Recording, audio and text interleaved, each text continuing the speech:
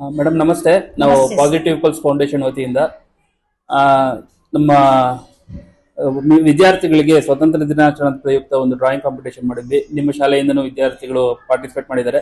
ನಿಮ್ಗೆ ಏನ್ ಅನಿಸ್ತು ಮೇಡಮ್? ಏನ್ ಫೀಡ್ಬ್ಯಾಕ್ ಇದೆ ಅನಿಸ್ತು? ನೀವು ಕೊಟ್ಟಿದ್ದಂತ ಕಾರ್ಯಕ್ರಮದಲ್ಲಿ ನಮ್ಮ ಮಕ್ಕಳು ಭಾಗವಹಿಸಿ ಡ್ರಾಯಿಂಗ್ ಕಾಂಪಿಟೇಷನ್ ಮಾಡಿದ್ದಾರೆ ಸರ್. ಇನ್ನೂ ಬೇರೆ ಬೇರೆ ತರ ಕಾಂಪಿಟೇಷನ್ಗಳನ್ನ ಮಾಡಿ ನೀವು ಬಹುಮಾನವಾಗಿ ಮೆಡ್ಲು ಕೊಡೋದ್ರ ಬದಲು ಅವ್ರ ಆರ್ಥಿಕವಾಗಿ ಏನಾದ್ರು ನಮ್ಮಲ್ಲಿ ಬರೋಂತ ಎಲ್ಲಾ ಬಡ ಮಕ್ಕಳು ಆರ್ಥಿಕ ಸಹಾಯ ಏನಾದ್ರು ಮಾಡಿ ಅಂತ ನಿಮ್ ಸಂಸ್ಥೆಯಿಂದ ಕೇಳ್ಕೊತೀನಿ ಸರ್. ಸರಿ ಮೇಡಮ್, ಆಗ್ಬೋದು. ಕಾಂಪಿಟೇಷನ್ ಯಾವ ತರ ಮಕ್ಕಳು ಭಾಗವಹಿಸಿ ಯಾವ ತರ ಇಂಟ್ರೆಸ್ಟ್ ಇತ್ತು ಅಂತ ಹೇಳ್ಬೋದಾ?